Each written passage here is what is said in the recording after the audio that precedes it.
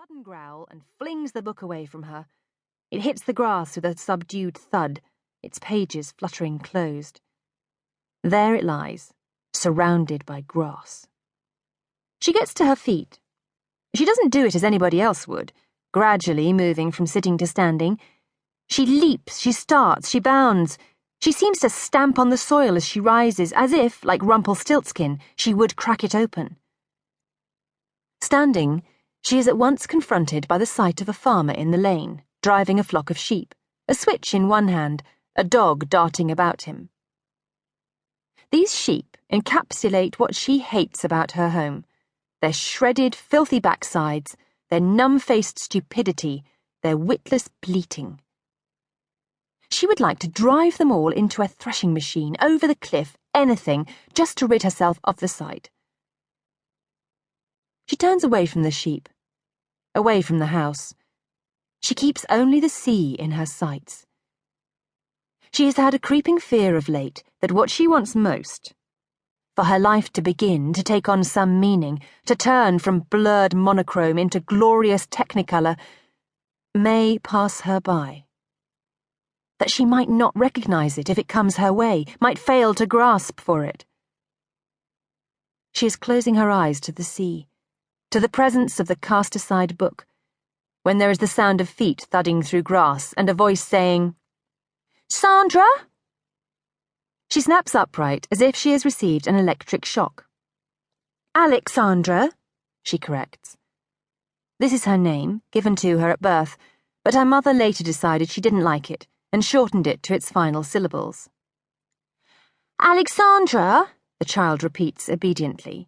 "Mother says, what are you doing, and will you come in and—" "Away!" Alexandra screams. "Go away!" And she returns crossly to her stump, to the book, to her analysis of death and its needless pride. At the exact same moment, half a mile away, Innes Kent, age 34, art dealer, journalist, critic, self-confessed hedonist, is kneeling on the dirt to examine the underside of his car. He has no idea what he's looking for, but feels that he ought to look anyway. He is ever the optimist. The car is a silver and ice blue MG. Innes loves it more than almost anything else in the world, and it has just ground to a standstill at the side of this country lane. He straightens up, and he does what he does in most situations that frustrate him. He lights a cigarette. He gives the wheel an experimental kick, then regrets it.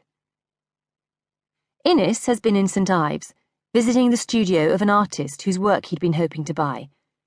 He had found the artist rather drunk and the work far from completion. The whole excursion has been a raging disaster. And now this. He grinds his cigarette underfoot, then sets off down the lane. He can see a cluster of houses ahead, the curved wall of a harbour reaching out into the sea. Someone will know the whereabouts of a garage, if they have garages in this god-forsaken place. Alexandra cannot know the proximity of Innes Kent. She doesn't know that he's coming, getting ever closer with every passing second, walking in his handmade shoes along the roads that separate them, the distance between them shrinking with every well-shod step.